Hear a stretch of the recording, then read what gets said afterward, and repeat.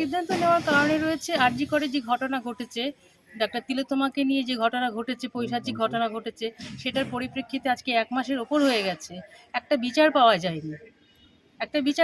এতদিন তো লাগার কথা না। এই তার মধ্যেই পুজো এসেছে। পুজোর মধ্যে যদি ৮৫,০০০ টাকা দিলে তো একটা মানুষ ফিরে আসে না। তার মা-বাবার যে কষ্ট, আমাদের নারী জাতির যে কষ্ট, সেটাকে আমরা কী করে ভুলবো? সেই ঘটনাটা মনে করলেও তো গায়ে শিহরণ দিয়ে ওঠে। তো এই পরিপ্রেক্ষিতে আমরা সকলে মিটিং করে সিদ্ধান্ত নিয়েছি, আমরা যে এই টাকাটা এই বছর নিচ্ছি না, গভর্নমেন্টকে অনুদান। দুর্গাপূজায় সরকারের দেওয়া অনুদান ফেরালো পূজা কমিটি। আরজিকর কাণ্ডের তিলোত্তমার বিচার চেয়ে দুর্গাপূজার সরকারি অনুদান ফেরালো মহিলাদের দ্বারা পরিচালিত দুর্গাপূজা কমিটি। যেখানে মহিলাদের সুরক্ষাই নেই, সেখানে এই অনুদান নিয়ে কি করব, এমনটাই জানালেন পূজা কমিটির সদস্যরা। শিলিগুড়ির হাকিমপাড়ার মহিলা দ্বারা পরিচালিত ২১ বছরের আহ্বান ক্লাবের এই দুর্গাপূজার অনেকটাই কমানো হলো পুজোর খরচ। গত বছরের তুলনায় এই বছর অনুদান বাড়লেও অনুদান নিতে নারাজ পুজো কমিটির সদস্যরা।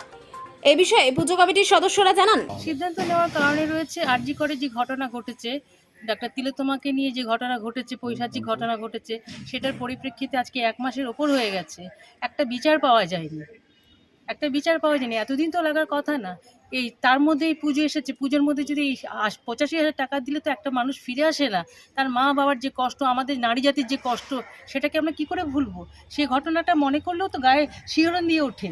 তো এই পরিপ্রেক্ষিতে আমরা সকলে মিটিং করে সিদ্ধান্ত নিয়েছি, আমরা যে এই টাকাটা এই বছর নিচ্ছি না, গভর্নমেন্টকে অনুদান ফেরত দিচ্ছি। পুজোতে তো এই একটা অনুদান যথেষ্টই সহজ, মানে সাহায্য সাহায্য করে। করে, অবশ্যই এইটাতে করে। পুজোতে একটা সমস্যা পড়বে না, আর্থিক সংকট হবে? হ্যাঁ, করবে, কিন্তু আমরা এর আগেও অনেকবার আর্থিক সংকটে পড়েছি। কোভিড যখন হয়েছিল তখন করেছি, তখন আমরা নিজেরা সমস্ত নিজেদের মেম্বারশিপের কাছ থেকে টাকা নিয়ে আমরা ওটাকে সলভ করে নিয়েছি। এই যে আর্থিক মানে এই অনুদানটা ফিরিয়ে দেন, এই পুজোর কি কোনো কাটছাট করা হচ্ছে বাজেটে বা? হ্যাঁ, আমাদের ৩ দিন খাওয়ানো হতো, সেটা এখন বর্জিত করে একদিন অষ্টমীতে সামান্য পরিমাণে ভোগ দেওয়া হবে। অন্যান্য জিনিসও কমিয়ে দিচ্ছি আমরা। এই যে অনুদান যে নেবেন না, মানে এটা কি কাকে জানাবেন? আমরা ডিএমকে জানিয়েছি। লিখিতভাবে? হ্যাঁ, লিখিতভাবে জানিয়েছি। আচ্ছা আচ্ছা। পুজোর অনুষ্ঠান তো সেরকম আমাদের পঞ্চমী থেকে শুরু হয় না, পঞ্চমী থেকে শুরু হয়। এখন তো উনি তো বললেনই, যেহেতু ইসের জন্য প্রবলেমের জন্য একটু এখন সব কিছু শর্ট করেই হচ্ছে, মানে জাস্ট পুজো করতে হয় তাই করছি। সবারই তো মানে মেন্টালি দিক দিয়েও কেউ প্রিপেয়ার নয়, জাস্ট পুজোটা করা হবে তাই ওইভাবে করা হচ্ছে।